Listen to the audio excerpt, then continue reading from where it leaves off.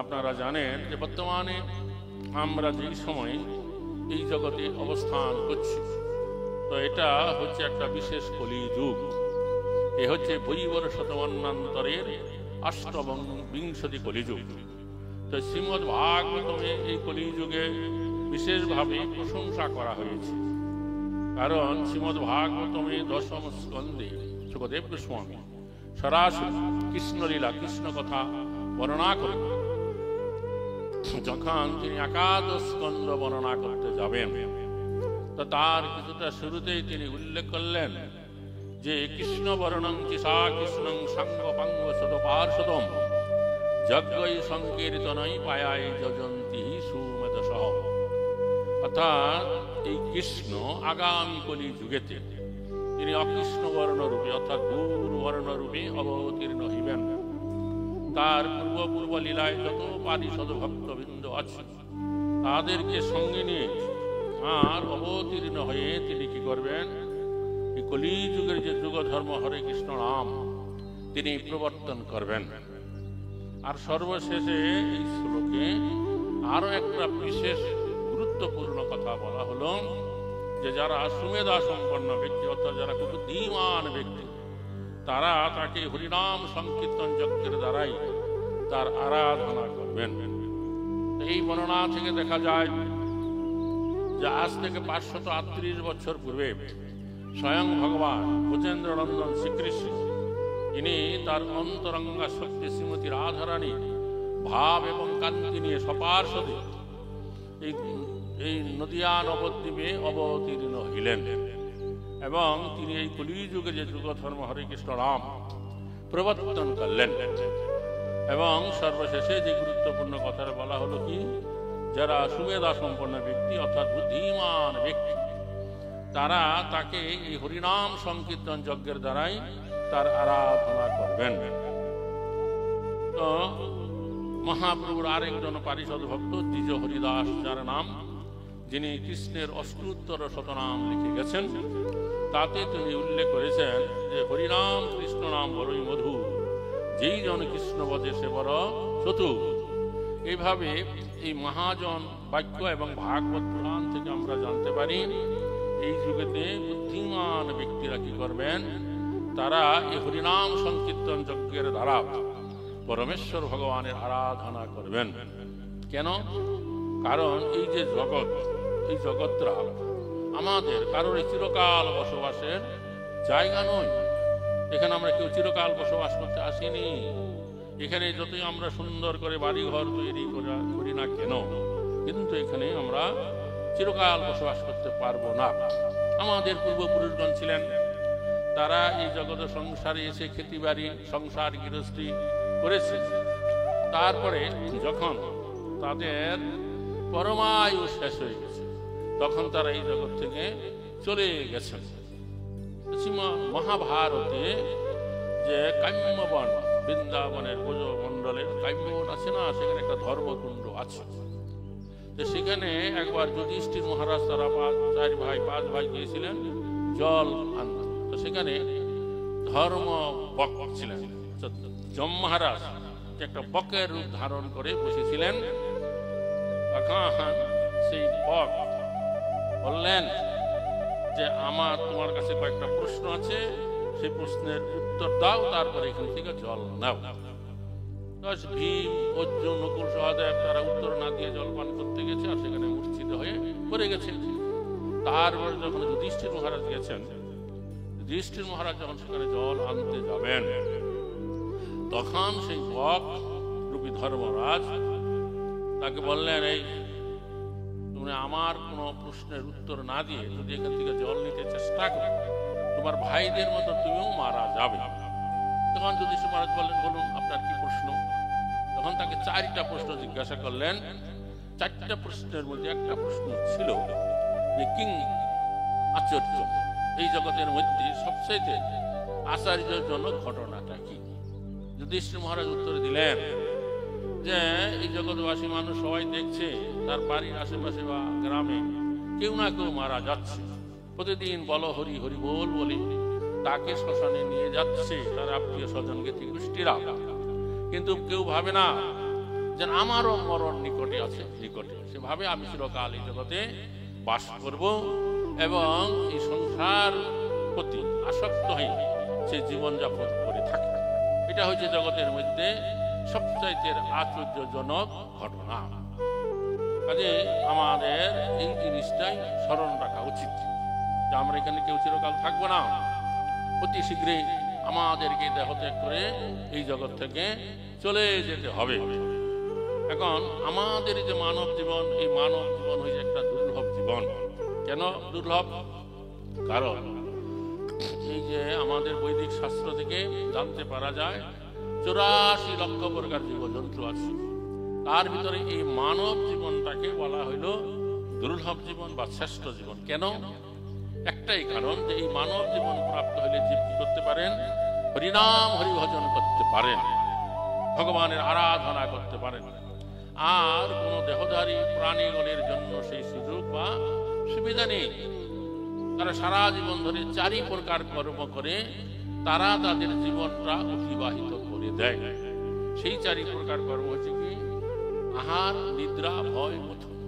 যখন খিদে পায় খাদ্য গ্রহণ করে, তারপরে সুবিধা অনুসারে তারা যেখানে সেখানে একটুখানি ঘুমিয়ে নেয়। আর অন্য কোনো বলশালী প্রাণীর কাছ থেকে তাদের ভয় আছে, বিপদের আশঙ্কা আছে।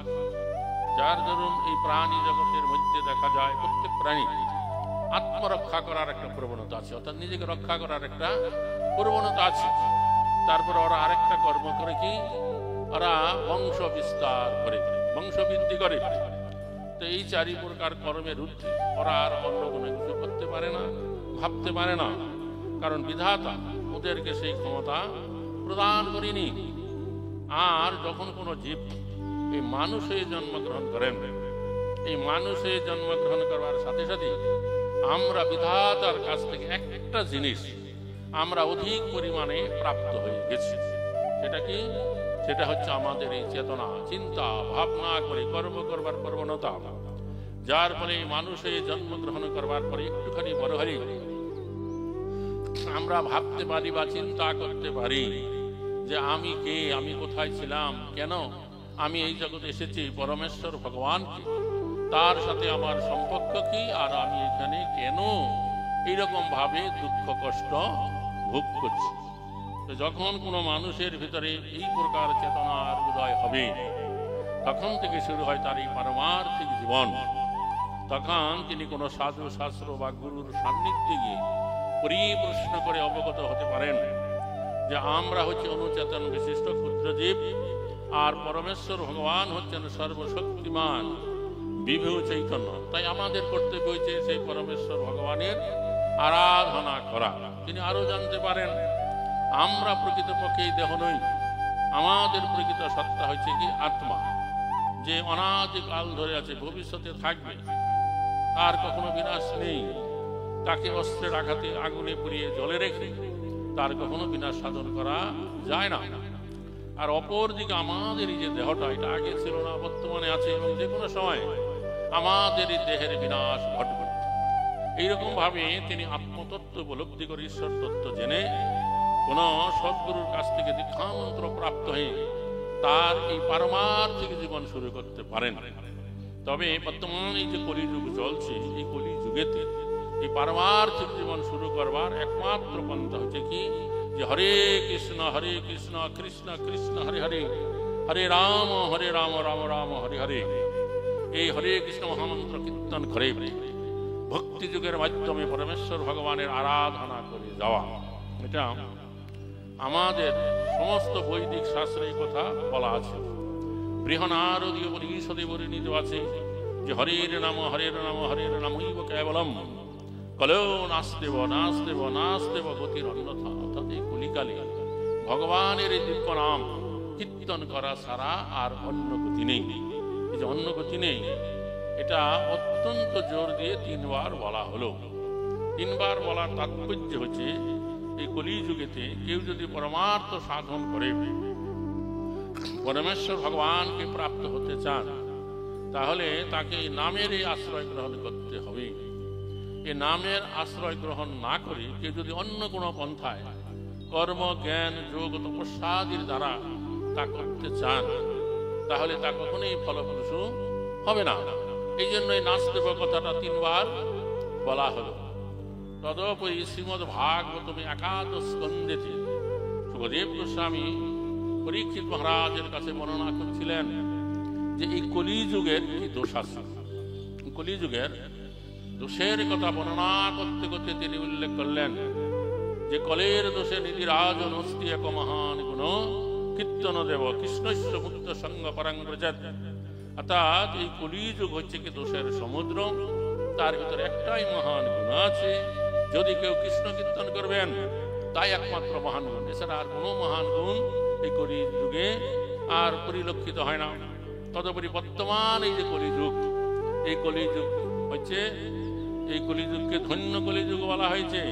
এই কলিযুগের জীবের ভাগ্যের প্রশংসা করা হলো, কারণ আমি প্রথমে বললাম এই কলিযুগে স্বয়ং ভগবান ব্রজেন্দ্র নন্দন শ্রীকৃষ্ণ সবার সাথে এই নদিয়া নবদ্বীপে অবতীর্ণ হয়ে তিনি নিজে এবং তার এই পারিষদ ভক্তবৃন্দের দ্বারা আচরণ করিয়ে শিক্ষা দিলেন কি করে এই কলিহত জীব তারা ভগবানের শরণাগত হয়ে তার এই নাম গ্রহণ করবেন। এবং তা করতে গিয়ে তিনি কোনো স্থানাস্থান কালাকাল কে যোগ্য বা অযোগ্য আছে তা বিচার না করে যাকে আগে কাছে পেয়েছেন তাকেই তিনি বিনা সাধনায় এই প্রেম ভক্তি প্রদান করে দিলেন। এমনকি নবদ্বীপবাসী পাষণ্ড যে 2 ভাই ছিল জগাই মাধাই, যারা এমন কোনো হীন পাপ কর্ম নাই যা তারা করেনি, তাদেরকে বিনা সাধনায় এই প্রেম ভক্তি প্রদান করে দিলেন। বোঝা গেল, বিনা সাধনায়। জগাই মাধাই ওদের কোনো সাধনা ছিল না, আর ওরা কোনো কিছু পেতে ইচ্ছা করে নাই, তথাপি গৌরাঙ্গ মহাপ্রভু নিত্যানন্দ প্রভু তাদের কাছে গিয়ে তাদেরকে প্রেম ভক্তি প্রদান করে দিলেন। এই জন্য আমাদের পূর্ববর্তী আচার্য প্রেম ভক্তি মহারাজ ছিল নরোত্তম দাস ঠাকুর মহাশয়, তার প্রার্থনা গীতির একটা পদে বললেন যে পরম দুর্মতি ছিল তারে গোরা উদ্ধারিল, তারা হইল পতিত পাবন। মহাপ্রভু লীলা সময়কালীন যারা অত্যন্ত দুর্মতি পরায়ণ ব্যক্তি ছিলেন জগাই মাধাই গোপাল চাপাল, তাদেরকে যে শুধু উদ্ধার করেছেন তা নয়, তাদেরকেও আবার এমন মহান ভাগবতমে পরিণত করে দিলেন, তারা আবার আমাদের মতন অধম পতিত জীবনকে উদ্ধার করবার সামর্থ্য লাভ করে গেছে। যেমন এই গোপাল চাপাল মহাপ্রভু যখন এই হরিনাম সংকীর্তন শুরু করলেন তখন শিবাস ঠাকুরের বাড়িতে এই হরিনাম কীর্তন করতেন। তার যারা অন্তরঙ্গ ভক্ত ছিল পারিষদ ভক্ত, তাদেরকে বাড়ির ভিতরে ঢুকে ভিতর থেকে দরজা বন্ধ করে দেওয়া হতো, যাতে অন্য কোনো অভক্ত পাষণ্ডী কেউ হরিনাম কীর্তনে যোগ দিতে না পারে। তখন তারা বাড়ির ভিতরে ঢুকে যখন হরিনাম কীর্তন করতেন, প্রথমে তো আস্তে আস্তে শুরু করতেন, পরে যখন আবিষ্ট হয়ে যেতেন তখন উচ্চ করে নৃত্য কীর্তন করতেন, সেই কীর্তনের ধ্বনি বাইরে চলে যেত। অনেক লোক তারা এই হরিনাম কীর্তন দেখতে আসত, শিবাস ঠাকুরের বাড়ির দরজার সামনে এসে দেখত যে ভিতর থেকে দরজা বন্ধ করা আছে, প্রবেশ করবার কোনো উপায় নেই। তখন এই কীর্তনকারী ভক্তগণের প্রতি তাদের খুব রাগ হতো, আর বিশেষ করে যেহেতু হরিনাম কীর্তন শিবাস ঠাকুরের বাড়িতে হতো, তাই তাদের সমস্ত প্রকার রাগ এই শিবাস ঠাকুরের উপরে বর্ষিত হতো। তখন তারা নানা রকম তাদের উদ্দেশ্যে কটূক্তি করত, আর শিবাস ঠাকুরকে সমাজে হায় প্রতিপন্ন করবার জন্য তারা নানা রকম ফন্দি আটতে লাগত। তাদের ভিতরে অন্যতম ছিল এই গোপাল চাপাল। গোপাল চাপাল ব্রাহ্মণের সন্তান ছিলেন, কিন্তু চণ্ডী পূজা করতেন। বোঝা গেল, তখন তিনি দেখলেন যে শিবাস ঠাকুরকে সমাজের বহু মানুষ খুব সম্মান করে শ্রদ্ধা করে, ব্রাহ্মণ বলে বৈষ্ণব বলে, তখন তাকে সমাজে হেয় প্রতিপন্ন করবার জন্য একদিন সেই গোপাল চাপাল কি করলো, রাত্রিবেলা লুকিয়ে তার বাড়ির দরজার সম্মুখে কলা পাতা পেতে চণ্ডী পূজার নানা রকম বিধি সরঞ্জাম রেখে দিল, হরিদ্রা, ওরফল এবং মধ্যহাণ্ড এবং মাংস রেখে সে চলে গেল। উদ্দেশ্যটা কি ছিল? পরের দিন যখন সকালবেলা পাড়াপড়শি লোকেরা এই সমস্ত দ্রব্যাদি দেখবে, তখন নিশ্চয়ই তাদের ধারণা হবে যে বাহ্য দিক থেকে এই শিবাস ঠাকুর বৈষ্ণব ব্রাহ্মণ হলেও সেও রাত্রে লুকিয়ে বেলা কি করে এই চণ্ডী পূজা করে থাকে। এটাই ছিল তার উদ্দেশ্য। চণ্ডী পুজো সাজালো। পরের দিন সকালবেলা শিবাস ঠাকুর দরজা খুলে যখন এই সমস্ত দ্রব্যাদি দেখলেন তখন তিনি বুঝতে পারলেন। তখন হেসে পাড়া প্রতিবেশী ব্রাহ্মণ সজ্জনকে ডেকে বললেন, দেখো দেখো তোমরা আমার কার্যকলাপ দেখো, তোমরা আমাকে ব্রাহ্মণ বলে বৈষ্ণব বলে সম্মান করো, আমি আসলে তা নই, আমি একটা ভণ্ড। আমিও রাত্রে লুকে যাই কি করি এই চণ্ডী পূজা করে দেখি, এই দেখো তার সরঞ্জাম এখানে রয়েছে। তখন সেই সমস্ত ব্রাহ্মণেরা তারা হাই হাই করতে লাগলেন যে শিবাস ঠাকুরের মতন মানুষ কখনোই এই কার্য করতে পারে না, নিশ্চয়ই কোনো দুরাচার ব্যক্তি এই সমস্ত দ্রব্যগুলা এখানে রেখে গেছে। তখন তারা কি করলো, মেথরকে ডেকে সেই সমস্ত দ্রব্যাদি দূর করালো, গোময় দিয়ে সেই স্থান লেপন করালো। তার ফলে কি হলো, কয়েকদিনের ভিতরেই এই যে গোপাল চাপাল শিবাস ঠাকুরের মতন একজন মহান ভাগবত তার চরণে এই যে অপরাধ করলো, এই অপরাধের ফলে তার সর্বাঙ্গে দেহেতে কি হলো, কুষ্ঠবেদী দেখা দিল। এবং সাধারণত সমাজে কুষ্ঠবেদী হলে কেউ তার সাথে উঠা বসা মেলামেশা করতে চায় না এবং তার ঘরের নিজের লোকেরাও তার কাছ থেকে দূরে থাকতে চায়। তখন গোপাল চাপাল আর কি করে, একাকী গঙ্গার তীরে গাছের ছায়ায় বসে থাকে। আর ইতিমধ্যে মহাপ্রভু কি করেছিলেন, তার এই কীর্তনকে ঘরের ভিতরে আবদ্ধ করে না রেখে নগরে নগরে পাড়ায় পাড়ায় ভক্তবৃন্দ নিয়ে হরিনাম কীর্তন করতে লাগলেন। আর তিনি যে স্বয়ং ভগবান ব্রজেন্দ্রনন্দন শ্রীকৃষ্ণ তার স্বরূপ তার ভক্তগণকে দেখাতে লাগলেন। আর বহু মানুষ বলা বলি করতে লাগলো, এই নিমাই পণ্ডিত একজন সাধারণ ব্রাহ্মণ পণ্ডিত নন, ইনি স্বয়ং ভগবান ব্রজেন্দ্রনন্দন শ্রীকৃষ্ণ এই কলিযুগে নিমাই পণ্ডিত রূপে অবতীর্ণ হয়েছেন। সর্বসাধারণকে তিনি হরিনাম প্রেম দিয়ে উদ্ধার করবার জন্য। ইতিমধ্যে তিনি জগাই মাথায়কে উদ্ধার করেন, চাঁদ কাজীকে উদ্ধার করতে লাগলেন। তো এইভাবে তার এই যে নদিয়া লীলা, 24 বছর নদিয়া লীলা করেছেন, তা প্রায় শেষ হতে চালল। এমন দিনে একদিন মহাপ্রভু কি করেছিলেন, গঙ্গায় যখন স্নান করতে গিয়েছিলেন তখন দূর থেকে গোপাল চাপাল যে গঙ্গার ছায়ায় গঙ্গার তীরে গাছের তলায় বসে থাকে, সে মহাপ্রভু কাছে এলেন, এসে বললেন, হে নিমাই দেখো যে গ্রাম সম্পর্কে তুমি আমার ভাগ্নে হও, আমি তোমার মাতুল হই। আমি বুঝতে পারছি হে ভাগ্নে, তুমি হচ্ছে ভগবানের অবতার, সর্বজীবকে উদ্ধার করবার জন্য তুমি অবতীর্ণ হয়েছ। দেখো ভাগ্নে, আমি এই কুষ্ঠবেদীতে কষ্ট পাচ্ছি, তুমি আমাকে উদ্ধার করো। তখন মহাপ্রভু এই গোপাল চাপালের প্রতি ক্রোধ প্রকাশ করলেন এবং বললেন যে আমি এই জগতে যত অধম পতিত জীব আছে সবাইকে আমি উদ্ধার করব, কিন্তু তোমাকে নয়। তোমাকে এরকম কোটি জন্ম ক্রিয়ায় খাওয়াবো, তোমার নিস্তার নাই, কারণ তুমি শিবাস ঠাকুরকে কি করেছ, চণ্ডী পূজক সাজিয়েছ, তোমার অব্যাহতি নাই। মহাপ্রভু চলে গেলেন। তার কিছুদিন পরে মহাপ্রভু গৃহত্যাগ করে সন্ন্যাসী হয়ে নীলাচলবাসী হলেন। আর নীলাচলে যাওয়ার কিছুদিন পরেই তিনি দক্ষিণ ভারত ভ্রমণ করলেন 2 বছর, তারপরে ফিরে এলেন। তারও 3 বছর, তার সন্ন্যাস গ্রহণ করবার 5 বছর পরে মহাপ্রভু একবার বৃন্দাবনে যাওয়ার ছল করে এই বঙ্গদেশে এলেন। এসে নবদ্বীপে কুলোদ্বীপে তার এক ভক্ত মাধব দাসের গৃহে কয়েকদিন অবস্থান করলেন। সেই সময় এই নবদ্বীপের লোকেরা যারা মহাপ্রভু নদিয়া লীলা চলাকালীন সময়ে তার কথা অনুসারে হরিনাম কীর্তন করে নেই, নানা প্রকার কটূক্তি করেছে, তারা সকলেই মহাপ্রভুর শরণাগতি হলেন। মহাপ্রভু সকলকার পূর্বকৃত অপরাধ ক্ষমা করে তাদেরকে প্রেম ও ভক্তি প্রদান করে দিলেন। তখন এই গোপাল চাপাল একদিন গিয়ে মহাপ্রভুর স্বরূপকে কান্না করে গড়াগড়ি দিয়ে বলতে লাগলেন, হে নিমাই, এই জগতের যত পাপী তাপী আছে সবাইকে তুমি উদ্ধার করলে, একমাত্র আমাকে ছাড়া আমাকে তুমি উদ্ধার করো।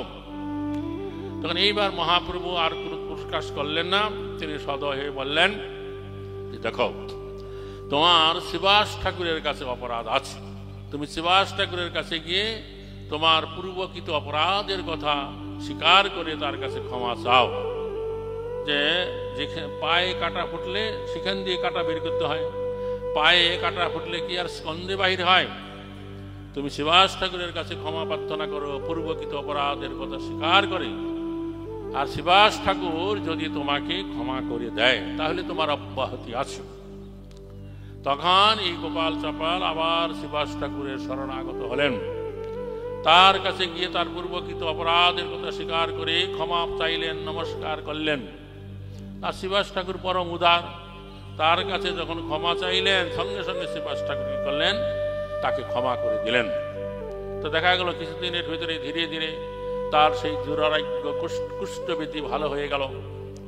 তখন এই গোপাল চাপালের মনে একটা অনুশোচনা হলো, এই যে নিত্যানন্দ প্রভু, শ্রীবাস ঠাকুর, মহাপ্রভু, তারাদের সাথে আমি একই গ্রামে বাস করলাম, অথচ আমি তাদেরকে চিনতে পারলাম না, তাদের কাছে অপরাধী হলাম। তা আমার এই যে দুঃখ, এটা কি করে দূর হবে? তিনি আবার শ্রীবাস ঠাকুরের কাছে গিয়ে উপদেশ প্রার্থনা করলেন যে আমার এই দুঃখ কি করে দূর হতে পারে। তখন শ্রীবাস ঠাকুর সদয়ে তাকে উপদেশ দিলেন, তুমি কোনো বৈষ্ণব দেখে তার কাছ থেকে দীক্ষা মন্ত্র গ্রহণ করো, কৃষ্ণ মন্ত্রে দীক্ষিত হও, এই সমস্ত দেবদেবীর পূজা ছেড়ে দাও, আর কৃষ্ণ নাম কৃষ্ণ ভজন করো, তোমার দুঃখ দূর হয়ে যাবে। তখন এই গোপাল চাপাল পুরুষোত্তম দাস নামক মহাপ্রভুর একজন পারিষদ ভক্ত, তার কাছে থেকে কৃষ্ণ মন্ত্রে দীক্ষিত হলেন এবং কৃষ্ণ নাম কৃষ্ণ ভজন করতে লাগলেন। দেবদেবীর পূজা ছেড়ে তিনি মালা তিলক ধারণ করে বৈষ্ণব হলেন এবং তার দীক্ষার পরে তার নাম হলো, দীক্ষিত নাম হলো দেবকী নন্দন দাস। এইভাবে তিনি হরিনাম হরিভজন করতে লাগলেন। তো সেই সময়ে মহাপ্রভু নীলাচল থেকে নিত্যানন্দ প্রভুকে আজ্ঞা দিয়ে বঙ্গদেশে পাঠালেন যে তুমি বঙ্গদেশে ফিরে গিয়ে আসন ডালে সবাইকে কি করো? কৃষ্ণ ভক্তি প্রদান করো। নিত্যানন্দ প্রভু তার দলবল নিয়ে এসে পানিহাটি রাঘব পণ্ডিতের বাড়িতে এসে উঠলেন।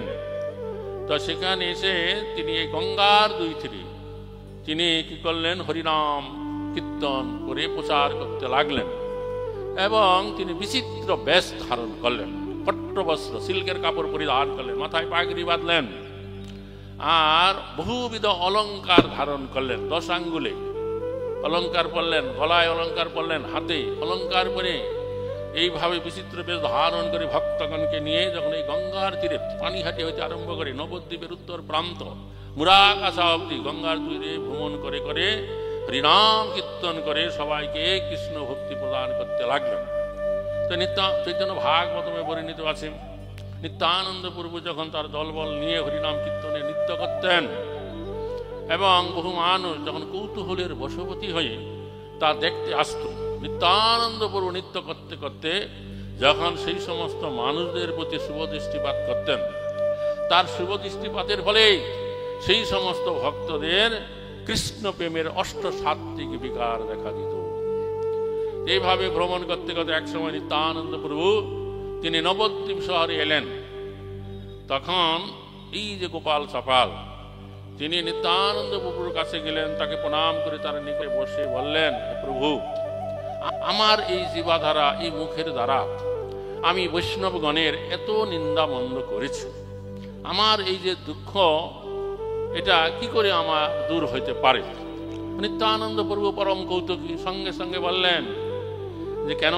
যেই মুখে যেই জিহ্বার দ্বারা তুমি বৈষ্ণবের নিন্দামন্দ করেছ, এখন সেই মুখে সেই জিহ্বা দ্বারা বৈষ্ণবের গুণগান কীর্তন করো, করিলে বৈষ্ণবের গুণগান জীবের ত্রাণ, নিন্দামন্দে কারো কখনো কল্যাণ হয় না। তখন এই দেবকীনন্দন দাস তিনি বৈষ্ণব বন্ধনা রচনা করলেন। এই নবদ্বীপ মণ্ডল, গৌরমণ্ডল, ক্ষেত্রমণ্ডল, ব্রজমণ্ডলে যেখানে যেখানে যত বৈষ্ণব আছে তাদের নাম ধরে ধরে তিনি কি করলেন? বৈষ্ণব বন্দনা করলেন। তার 2টা বৈষ্ণব বন্দনা আছে, একটা সাধারণ বৈষ্ণব বন্দনা যেটা হচ্ছে বৃন্দাবনবাসী যত বৈষ্ণবের গণ, এই একটা ছোট বৈষ্ণব বন্দনা, আর একটা 10 পৃষ্ঠা বেশি নাম ধরে ধরে তিনি বন্দনা করলেন। তো এই যে বৈষ্ণব বন্ধনা, তার বৈষ্ণব অপরাধ, এটা খুবই মারাত্মক অপরাধ। কোন বৈষ্ণবের কাছে যদি অপরাধ করা হয় তো যতক্ষণ পর্যন্ত না তার কাছে গিয়ে পূর্বকৃত অপরাধের কথা স্বীকার করে ক্ষমা চাওয়া না হয়, সেই বৈষ্ণব যদি ক্ষমা করবে তার অপরাধ মোচন হয়ে যাবে। আর এটাকে বলে জ্ঞাত সারে অপরাধ, আমরা ক্ষমা চাইতে পারি। আর একটা আছে অজ্ঞাত সারে অপরাধ, অর্থাৎ আমরা যে লোকের সাথে ব্যবহার করি, মন্দির পরিচালনা করি, অনেক কিছু ব্যাপার করি, তখন আমার আচরণে আমার কথায় কোনো বৈষ্ণব কখন দুঃখ পেয়েছে এটা আমরা জানতে পারি না, বুঝতে পারি না। এটাকে বলা হয় অজ্ঞাত সারে অপরাধ। তো এই অজ্ঞাত সারে অপরাধ কি করে দূর হতে পারে? বৈষ্ণবাচার্যরা তারা সিদ্ধান্ত করেছেন, এই দেবকীনন্দন দাস যে বৈষ্ণব বন্ধনা রচনা করে গেছেন, সেই বৈষ্ণব বন্ধনা যদি আমরা কীর্তন করব, মাঝে মাঝে করি বা রোজ করি, তাহলে আমাদের এই অজ্ঞাত সারে যে বৈষ্ণব অপরাধ আছে সেটাও দূর হয়ে যায়। নিতাই গৌর আনন্দ হরির বল। এই জন্যই নরোত্তম দাস ঠাকুর বললেন যে পরম দুর্মতি ছিল, তারে গোরা উদ্ধারিল, তারা হইল পতিত পাবন। তো এই যে ভক্ত বৈষ্ণব গোষ্ঠী, ভক্ত গোষ্ঠী যারা থাকবে, তাদের মধ্যে সর্বদাই সম্প্রীতি সদ্ভাব থাকতে হবে, কখনই দ্বন্দ্ব করা উচিত নয়। যদি কোনো মনোবিরোধ কিছু হয়, সঙ্গে সঙ্গে কি করতে হয়, এটা নিজেদের মধ্যে নিজেরাই আলোচনা করে তা মিটিয়ে নিতে হয়, পরস্পর দণ্ডবত প্রণাম আদি করে ওটা রেখে দেওয়া উচিত না, তাইলে আমাদের কল্যাণ হবে। তো যাই হোক, এইভাবে মহাপ্রভু তার এই যে সপার্শ্বদ এই জগতে অবতীর্ণ হইলেন, এক এক ভক্তের দ্বারা এক একটা ভজনীয় বিষয় শিক্ষা তিনি প্রদান করলেন। তো ভাগবতমে বলা আছে যে আমা হইতে আমা ভক্ত সেবা বড়, ভাগবতমে এই কথা প্রভু পইলা বড় ধীর। এই কথা দ্বারাই বৃন্দাবন দাস ঠাকুর এই চৈতন্য ভাগবতম গ্রন্থ রচনা কার্য শুরু করলেন। যে ভগবান নিজে বলছেন, যেই ভক্ত আমার সেবা পূজা করে আমি তার প্রতি সন্তুষ্ট হই, তদপেক্ষা আমার যারা ভক্ত হয়েছে, বৈষ্ণব হয়েছে, তাদের যারা সেবা করবে তাদের প্রতি আমি আরো অধিক সন্তুষ্ট হয়ে যাই। তা আমাদের পূর্ববর্তী আচার্য ভক্তিবিনোদ ঠাকুর তার কীর্তনের পদে বলেছেন যে ভক্ত সেবা পরম সিদ্ধি প্রেম লতিকার মূল। অর্থাৎ আমরা এই যে কৃষ্ণ নাম কৃষ্ণ ভক্তি করব, এর উদ্দেশ্য হচ্ছে কি, চরমে গিয়ে আমরা এই প্রেম ভক্তি স্তর প্রাপ্ত হব। তো এই প্রেম ভক্তি স্তর প্রাপ্ত হতে গেলে আমাদেরকে যারা ভক্ত হয়েছে, বৈষ্ণব হয়েছেন, তাদের সেবা করতে হবে। এই বৈষ্ণব সেবা যে কিভাবে করতে হবে তা মহাপ্রভু তার আরেকজন পারিষদ ভক্ত শিবানন্দ সেন তার আচরণের দ্বারা তিনি জগতে শিক্ষা দিলেন। তো শিবানন্দ সেন এই নদিয়া জেলা এবং উত্তর 24 পরগনা জেলার মধ্যবর্তী স্থান যে কাঁচরাপাড়া আছে, সেখানকার অধিবাসী ছিলেন। মহাপ্রভুর সময়ে সেই স্থানের নাম ছিল কাঞ্চল পল্লী, বর্তমানে তার নাম হয়ে গেছে কাঁচরাপাড়া। সেখানে তিনি থাকতেন, তিনি গৃহস্থ ছিলেন। তার 3 পুত্র ছিল, বৈষ্ণব বন্দনায় আছে 3 পুত্র সঙ্গে আছে সেন শিবানন্দ।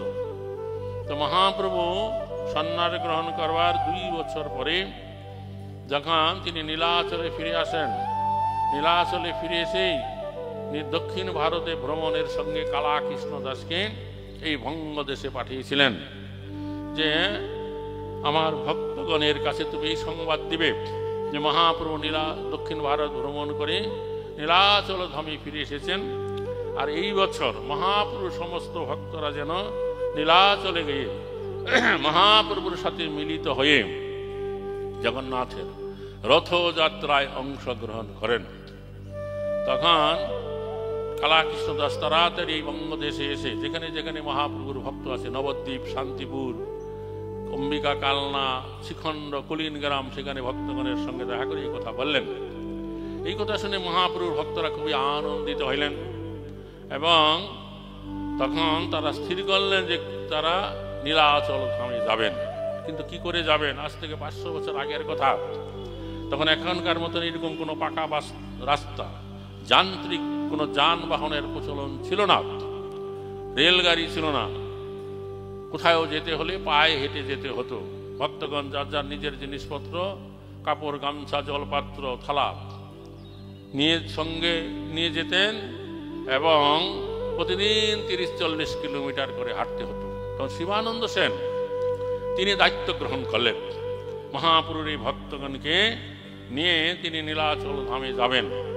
তার বাড়ির থেকে অনেক এই ডেক্স চৈরা হাতা খন্তা নিলেন, লোকজন নিলেন রাস্তায় যাতে রান্না করতে পারে, আর রসদ তো চাল ডাল দ্রব্যাদি নিলেন, শাকসবজি রাস্তার থেকে কিনবেন। এরকম করে তিনি এই 300-400 ভক্তকে লালন পালন করে নীলাচলে নিয়ে যেতে লাগলেন। প্রতিদিন ভক্তরা 30 কিলোমিটার 40 কিলোমিটার হাঁটতেন। তারপরে কোথায় থামা হতো, সেখানে যাদের উপর দায়িত্ব ছিল রান্না বান্না করা, তারা রান্না বান্নার কার্য করত, রান্না হতো, ভোগ লাগতো। তারপরে ভক্তরা সেই প্রসাদ গ্রহণ করে সেখানে বিশ্রাম করত। পরের দিন আবার সকালবেলা হলে জিনিসপত্র গুটে তারা আবার শুভযাত্রা করতেন। এরকম ভাবে এই নবদ্বীপ শান্তিপুর থেকে 500 কিলোমিটার দূর হচ্ছে নীলাচল। 1 মাসে তারা নীলাচল ধামে পৌঁছে গেলেন। মহাপুরুষ সাথে সাক্ষাৎ হলো, মিলন হলো। আর এইদিকে তৎকালীন সময় উৎকল দেশের রাজা প্রতাপরুদ্র, তিনি যখন দেখলেন যে গৌর দেশ থেকে এরকম 300-400 ভক্তের একটা দল আসছে, তারা থাকবে কোথায়? সেই সময়ে এখনকার মতন পুরী ধামে আমরা গেলে দেখতে পাই বহু হোটেল, ধর্মশালা, গেস্ট হাউস আছে। তখন কোনো পাকা বাড়ি ছিল না, ছিল শুধু ঝাউ গাছের বন, বালিয়ারি আর নারিকেলের বাগান। তখন তিনি তাড়াতাড়ি সমুদ্রের ধারে 300-400 ভক্ত থাকবার উপযুক্ত বাসাগর নির্মাণ করে দিলেন। সেখানে গিয়ে ভক্তরা স্থান পেলেন। তো সেই জন্য সেই জায়গাটাকে এখনো গৌর বাদশাহী বলে, গৌরীয় বৈষ্ণবগণের থাকবার বাড়ি। তারপরে মহাপ্রভুর সাথে তারা মিলিত হয়ে গুন্ডিচা মার্জন লীলা করলেন, রথযাত্রায় অংশগ্রহণ করলেন। তারপরে 4 মাস সেই ভক্তরা নীলাচল ধামে থাকলেন। এই সময়ের ভিতর জগন্নাথের যত উৎসব যাত্রা আছে, কি এই যে ঝুলন যাত্রা, জন্মাষ্টমী, রাধা অষ্টমী, বিজয়া দশমী, উত্থান একাদশী, দ্বাদশী, কার্তিকী পূর্ণিমা অতিবাহিত হলে মহাপ্রভু ভক্তগণকে বিদায় দিলেন যে তোমরা এবার দেশে ফিরে যাও। তখন সেই সময়ে এই শিবানন্দ সেনকে মহাপ্রভু আজ্ঞা দিলেন যে তুমি প্রতি বছরই আমাদের এই ভক্তগণকে এমনি করে লালন পালন করে এই নীলাচল ধামে নিয়ে আসবে। তারপর থেকে প্রতি বছরই শিবানন্দ সেন জ্যৈষ্ঠ মাস আসলে পরে সেই সমস্ত ভক্তগণকে নিয়ে নীলাচলে লালন পালন করে নিয়ে যেতেন। ভক্তরা 1 মাসে সেখানে যেতেন, 4 মাস সেখানে থাকতেন, ফিরে আসতেন 1 মাস লাগতো। তার বছরে 6 মাস অতিবাহিত হয়ে যেত। বুঝতে পারলেন? এই যে 6 মাস তারা বাড়ি ঘর ছেড়ে, সংসার ছেড়ে, স্ত্রী পুত্র ছেড়ে নীলাচলে ধামে যাচ্ছেন, তারা কোনো কিছু চিন্তা করতেন না তাদের অবর্তমানে তার এই বাড়ি ঘর সংসার গৃহস্থী কি করে চলবে। তারা নীলাচল ধামে যাবেন, মহাপ্রভুর সাথে সাক্ষাৎ হবে, তার শ্রীমুখ দর্শন, কথা শুনবেন, জগন্নাথ দর্শন করবেন, প্রসাদ পাবেন, সমুদ্রে স্নান করবেন। এই আনন্দে তারা চলে যেতেন। বুঝতে পারছেন? বাড়ি ঘরের কথা চিন্তা করতেন না। এখন আমাদের এই ভক্তগণ এত সুব্যবস্থা আছে, যদি 2-4 দিনের জন্য মায়াপুরে ডাকা হয় পরিক্রমা করতে, সম্মেলনে, অনেক চিন্তা করেন কি করে যাবেন, কি করে থাকবেন। যদিও বা কেউ আসে, এই সকাল সন্ধ্যায় কয়েকবার দিনের মধ্যে বাড়িতে ফোন করে, হ্যালো হ্যালো করে, বুঝা গেল। তখন কিন্তু চিঠিপত্র পাঠাবার কোনো ব্যবস্থা ছিল না। যাই হোক, এইরকম ভাবে প্রতি বছরই শিবানন্দ সেন ভক্তগণকে লালন পালন করে নীলাচল ধামে নিয়ে যেতেন। যার দরুন এই শিবানন্দ সেন মহাপ্রভুর মহাকৃপা তিনি প্রাপ্ত হয়ে গেলেন এবং শিবানন্দ সেনের সাথে সম্বন্ধযুক্ত তার স্ত্রী, পুত্র, পরিবার, পরিজন, এমনকি শিবানন্দ সেনের আশ্রিত তার সাথে সম্বন্ধযুক্ত একটা কুকুর পর্যন্ত মহাপ্রভুর মহাকৃপা প্রাপ্ত হয়ে ভগবত ধামে চলে গেছে, যা চৈতন্য চরিতামৃত গ্রন্থের অন্তলীলায় বর্ণনা করা আছে। এটা কেন হয়েছিল? কারণ শিবানন্দ সেন কি করেছিলেন, তার কি গুণ ছিল? তিনি মহাপ্রভুর ভক্তগণের সেবা করেছেন। এই জন্য বলা হয়েছে যে ভক্ত সেবা পরম সিদ্ধি প্রেমলতিকার মূল। যে আমাদের কি করে বৈষ্ণব সেবা, ভক্ত সেবা করতে হয় তা মহাপ্রভু শিবানন্দ সেনের আচরণের দ্বারা জগতে শিক্ষা দিলেন। মহাপ্রভুর আরেকজন ভক্ত ছিলেন খোলা বেচা শ্রীধর। সেই খোলা বেচা শ্রীধর আমাদের মায়াপুরের উত্তরে, যেখানে আমাদের জগন্নাথ মন্দির আছে রাজাপুর নামক গ্রামে, তার পাশেই তিনি বাস করতেন। তো তার কি ছিল, অল্প কিছু জমি জায়গা ছিল, সেখানে তিনি এই কলা মূলা শাকসবজি চাষ করতেন, আর নিকটস্থ ব্রাহ্মণপুকুর বাজারে গিয়ে তা বিক্রি করতেন, আর যা অর্থ পেতেন তার অর্ধেকের দ্বারা তিনি কি করতেন, গঙ্গা পূজায় ব্যয় করে দিতেন, আর উচ্চ করে হরিনাম করতেন। আশেপাশের লোকেরা তারা এই খোলা বেচার মহিমা জানতো না, তারা ভাবতো বা মনে করত যে চাষার বেটা পেট ভরে খেতে পায় না, তাই রাত্রে ঘুম হয় না, তাই সে উচ্চ করে কি করে হরিনাম করে। তো সেই সময় মহাপ্রভু নিমাই পণ্ডিত রূপে এই নদিয়া নবদ্বীপে মায়াপুরে অবস্থান করছিলেন। তিনি মাঝে মাঝে ওই ব্রাহ্মণপুকুর বাজারে যেতেন শাকসবজি কিনতে। তার এই যে নিত্য সিদ্ধ পারিষদ ভক্ত খোলা বেচা শ্রীধর, তাকে তিনি জানতেন, চিনতেন, এবং অত্যন্ত সহজ সরল তার হৃদয় ছিল। তার কাছে গিয়ে তিনি হাস্য পরিহাস করে কথা বলতেন। আর এই খোলা বেচার শ্রীধর পরম সত্যবাদী ছিলেন। যেই দ্রব্য যেই দামে তিনি বিক্রি করবেন সেই দামে তিনি লোকের কাছে চাইতেন। এমন নয় যে একটু বেশি দাম বলবে আবার কমাইয়ে দেবে। যারা খোলা বেচা শ্রীধরকে জানতেন, চিনতেন, খোলা বেচা শ্রীধর যেই দাম বলতো সেই দাম দিয়ে তার দ্রব্যটা তারা ক্রয় করতেন। কিন্তু মহাপ্রভু তা করতেন না। তিনি খোলা বেচা শ্রীধর যেই দাম বলতো, মহাপ্রভু কি করতেন, তার অর্ধেক দাম দিতেন। এই নিয়ে প্রভু ভিত্তের মাঝে বাজারে সেই দ্রব্য নিয়ে টানাটানি হতো। মহাপ্রভু বলতেন, কেন শ্রীধর, তুমি তো যা আয় করো তার অর্ধেক গঙ্গা পূজায় ব্যয় করো, তা আমাকে তোমাকে কিছুটা ছাড় দিতে হবে। তখন এইভাবে জোর করে তার কাছ থেকে অর্ধেক দাম দিয়ে দ্রব্য নিয়ে আসতেন। আর খোলা বেচা শ্রীধর মনে মনে ভাবতেন, ব্রাহ্মণের ছেলে, তাকে আমার এমনি কিছু দেওয়া উচিত, আমি গরিব দিতে পারি না, তথাপি সে যে আমার কাছ থেকে জোর করে নেয়, এও তো আমার সৌভাগ্য। তারপরে একদিন মহাপ্রভু খোলা বেচা শ্রীধরকে জিজ্ঞাসা করলেন, আচ্ছা শ্রীধর, বলো তো তুমি আমাকে কি বাসো, অর্থাৎ আমাকে কি মনে করো, আমি কে? তখন খোলা বেচা শ্রীধর বলছেন যে, দেখো তুমি হচ্ছ ব্রাহ্মণ, বিষ্ণুর অংশ। মহাপ্রভু বললেন, না, তুমি আমাকে একেবারে চিনতে পারলে না। তুমি এই যে প্রতিদিন গঙ্গা পূজা করো, আমি কে জানো? আমি হচ্ছে সেই গঙ্গার পিতা। এই কথা শুনে খোলা বেচা শ্রীধর জিভ কাটছে আর বলছে যে, হে প্রভু, মানুষের যখন বয়স বাড়ে তার চঞ্চলতা কমে, তোমার বেলায় দেখছি বিপরীত। তোমার যতই বয়স বাড়ছে তোমার এই চঞ্চলতা বেড়ে যাচ্ছে। ঠাকুর দেবতা বলেও কি তোমার একটু ভয় নাই? তারপরে একদিন মহাপ্রভু কি করেছিলেন, যেই দিন তিনি চাঁদকাজিকে দলন করলেন, চাঁদকাজিকে দলন করবার পরে তার কয়েকজন ভক্ত নিয়ে তিনি খোলা বেচার শ্রীধরের বাড়িতে গিয়ে বিশ্রাম করলেন। এই জন্য খোলা বেচা শ্রীধরের বাড়িটাকে বলা হয় বিশ্রাম স্থলী। এবং তার গিরে রাখা ফুটো লৌহ পাত্রে জল গড়িয়ে তিনি পান করলেন। খোলা বেচা শ্রীধর চিৎকার করে বলছে, আমি একেবারে মরে গেলাম, হে প্রভু, এইরকম একটা পাত্রে জল পান করা তোমার যোগ্য নয়। তথাপি মহাপ্রভু সেই পাত্রে জল পান করলেন। এটা হচ্ছে ভগবানের স্বভাব। তার ভক্তের দ্রব্য সে কেড়ে কেড়ে খায়, আর অভক্তের দ্রব্য উল্টিয়ে আনা চায়। তারপরে মহাপ্রভু সেখানে বসে খোলা বেচা শ্রীধরের সাথে হাস্য পরিহাস করে কিছু কথা বললেন। হে খোলা বেচা শ্রীধর, দেখো, এই নবদ্বীপ ধামে বহু মানুষ চণ্ডী পূজা করে, বিশ্বহরির পূজা করে, অনেক ধন সম্পদের অধিকারী তারা হয়ে যাচ্ছে। আর তুমি এই যে প্রতিদিন গঙ্গা পূজা করো, উচ্চ করে হরিনাম করো, তো তোমার অবস্থা এত দারিদ্র কেন? আমি দেখতে পাই তুমি যেই বস্ত্র পরিধান করে আছো তা শিরা ফাটা। তুমি যেই ঘরে বাস করো, ঘরের খড় গাছি নাই, খড়ের চাল, খড় সরে গেছে, ঘরের থেকে আকাশ দেখা যায়, এমন কেন? তখন খোলা বেচা শ্রীধর হেসে বলছেন, হে প্রভু, যে নতুন বস্ত্র পরিধান করলে একসময় তা ছিঁড়ে যাবে, ফেটে যাবে।